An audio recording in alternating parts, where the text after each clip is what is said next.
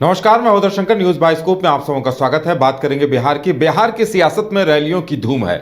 2 तारीख को पीएम मोदी आ रहे हैं तो 3 तारीख को राहुल गांधी आ रहे हैं, जो तेजस्वी और तेज प्रताप के साथ साथ एक बार फिर एक साथ दिखेंगे, एक मंच पर दिखेंगे और रैली को संबोधित करेंगे 3 तारीख को। दोनों ही खेमे रैली की तैयारियों में व्यस्त हैं और इसे लेकर बैठकों का दौर लगातार चल रहा है और बिहार की जनता भी इस बात का इंतजार कर रही है कि कौन अपनी रैली में कितनी भीड़ जुटा पाता है।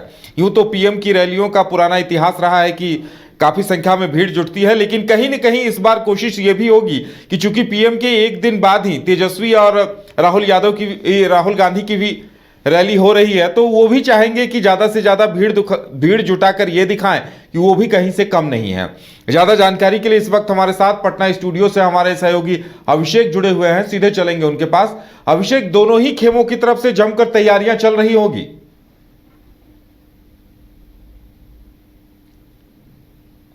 सभाएं शुरू होने वाली है और इसकी शुरुआत तेजस्वी यादव ने पहले ही कर दी है।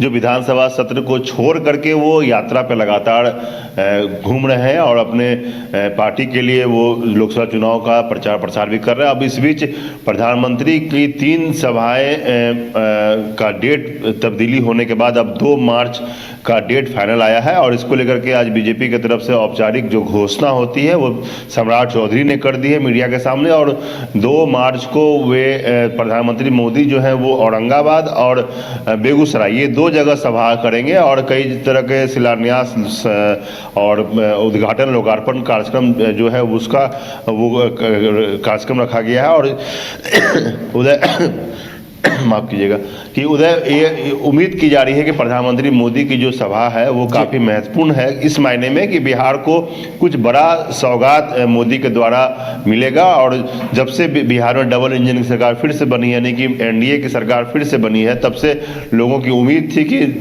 नीतीश कुमार जो है जो वापस फिर से भाजपा के साथ आए हैं तो कुछ बड़ा डील करके आए होंगे और बिहार को उसका फायदा जरूर दिखेगा।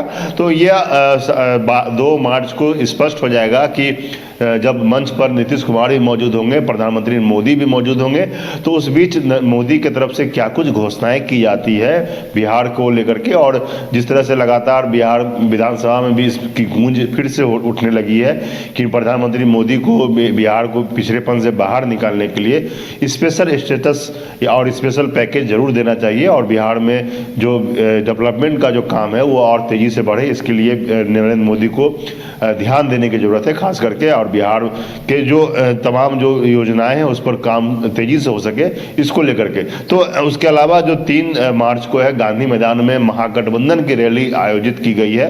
आपको बता दें उदय की पिछले कुछ दिन पहले राजद कार्यालय में महागठबंधन के तमाम नेताओं ने प्रेस कॉन्फ्रेंस करके बताया था कि 3 तारीख को रैली है और गांधी मैदान में, और संभावित है कि राहुल गांधी भी उसमें आएंगे। और राहुल गांधी के आने से ही ये रैली की जो गंभीरता है वो बढ़ जाती है। और आप देख सकते हैं जिस तरह से लगातार तेजस्वी यादव की रैली में, रोड शो में भीड़ हो रही है, तो उससे अंदाजा लगाया जा सकता है कि राहुल गांधी की जो रैली संभावित है 3 मार्च को महागठबंधन की गांधी मैदान में, उसमें भी काफ़ी संख्या में लोगों के आने की पूरी उम्मीद है। और उसके अलावा जो कांग्रेस फिर अपने से खुद से जो यात्रा पर निकली हुई है और राहुल गांधी का जो फेज 2 नया यात्रा चल रहा है उसका भी प्रभाव जरूर दिखेगा। तो कुल मिलाकर के उदय ये समझा जा सकता है कि बिहार में अब लोकसभा चुनाव का जो आगाज है वो हो चुका है।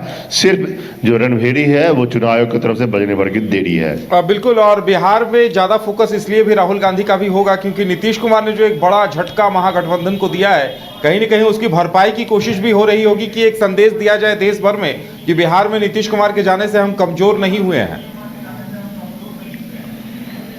बिल्कुल, देखिए जिस तरह से चीज़ें देखने के लिए मिल रही थी कि इंडिया गठबंधन का फॉर्मेशन जब नीतीश कुमार ने किया और कहा ये जा रहा था कि संभावना थी कि नीतीश कुमार पर पीएम का चेहरा हो सकते हैं, उत्तराधिकारी उम्मीदवार हो सकते हैं, लेकिन ऐसा कुछ हुआ नहीं। और कुछ 18 महीने के बाद ही, तकरीबन 1.5 साल के बाद नीतीश कुमार उस गठबंधन से अलग हो गए और एक बड़ा झटका इंडिया के लिए जरूर माना जा रहा था। लेकिन अब पिछले 2 दिनों से जिस तरह से आम आदमी पार्टी ने 4 राज्यों में इंडिया गठबंधन के साथ में कोलैबोरेशन किया और 17 सीटों को लेकर के समाजवादी पार्टी ने भी यूपी में गठबंधन कर लिया है, तो एक मजबूती जरूर दिख रही है। और बिहार में राहुल गांधी या कांग्रेस को यह साबित करना होगा कि नीतीश कुमार के जाने के बावजूद भी उनको बहुत फर्क नहीं पड़ रहा है और वो सीटें बढ़ा के लेंगे। अभी तो महागठबंधन के पास मात्र एक सीट लोकसभा का है जो किशनगंज का है, और उसके अलावा 39 सीटों पर एनडीए का कहें कि पूरा उम्मीदवार जीते हुए हैं, एनडीए के एमपी हैं। तो एक बड़ी चुनौती बिहार के लिए जरूर है। और जिस तरह से